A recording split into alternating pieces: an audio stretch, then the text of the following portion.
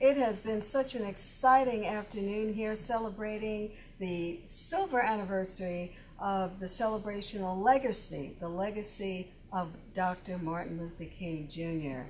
My name is Marcia, and I am really happy to have with me at this time one of our speakers in today's program, who is also a teacher and the Vice President of the Portland Association of Teachers, GwenSullivan. Welcome, Gwen. Thank you very much. Thanks for having me. Thanks for being here.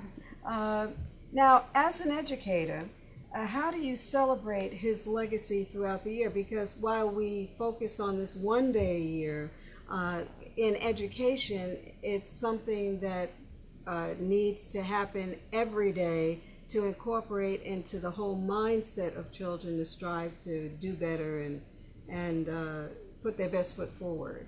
Well, one of the things that we do as educators is we don't just start off Martin Luther King celebration in January. It does start with day one, because some of the principles that you need to have as an educator in September, you really need to have kids understanding values and understanding standing up for yourself, but in a way that is respectable and responsible of other people. I know as a media specialist, I introduce a lot of literature. I start with Martin's Big Words, starting in September, which is a children's book. It doesn't matter that it has to do with middle school students. It's the message that's there. Absolutely. And so that's how we begin, and bring it out every single month and every single day. Well, that is terrific. Now, which grade level do you teach? I teach 6th, 7th, and 8th graders. Oh. Yeah, I know. That's a lively age. I love it, though, I have to say. Yeah. My best days are with kids, so that's true. Well, then you have the heart of a teacher. Yeah. Indeed you do. And so with that grade level, I know when I was in elementary school, middle school, they would have us memorize certain parts of historical speeches. And documents that were written, the preamble to the Constitution, that sort of thing. And I was wondering if memorization is something that is a part of the curriculum today. I don't know if it's actually a part of the curriculum. I know some of the teachers that I teach with, the 8th grade teachers, that they definitely bring in speeches, especially of Martin Luther King Jr., and they talk about it, and they look at what does this really mean, and what did it mean at this time. And so they definitely evaluate speeches and remember parts of speeches, pinnacle parts of speeches, sure. Absolutely, the preamble to the Constitution, oh, yeah, that sort of thing. They do.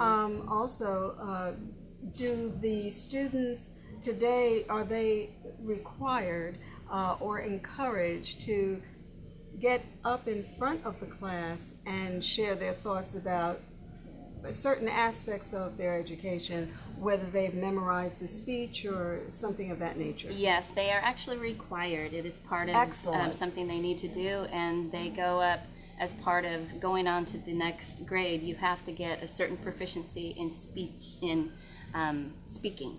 So yes, they have to prepare a speech, memorize it if they can, and go from there. Well, and you have a special story about your dad, who is also a career teacher. Yes. You want to share that with us? I would love to. My father was a teacher in public education for more than 30 years. He, in 1966, he left for Mississippi, and he left my mom and my brother and my sister. It was before I was born. But he went to Mississippi to march in the James Meredith March. And when he signed up, when he went to the march organizers, they gave him a pin that read, "I believe in human dignity." And then they asked him his blood type. And he said, "Why do you need to know my blood type?" And they said, "In case you are shot." And in 1966, it was definitely a very sobering experience for my father. But it was one of the things, one of the moments that came into all of our lives. My family, I feel so fortunate that my dad had this experience, and it carried on through with my mother, my brother. They're all teachers as well, my mother, my brother, my sister, and myself. So we keep, I think, part of Martin's dream alive because of those experiences that my father had. most assuredly you do. And my hat is off and I salute your dad because that took a tremendous amount of courage. And your dad had the strength of his convictions to step up and do the right thing and make a statement on behalf of what America is supposed to be about, respecting other people and freedom and the whole do unto others as you would have them do unto you.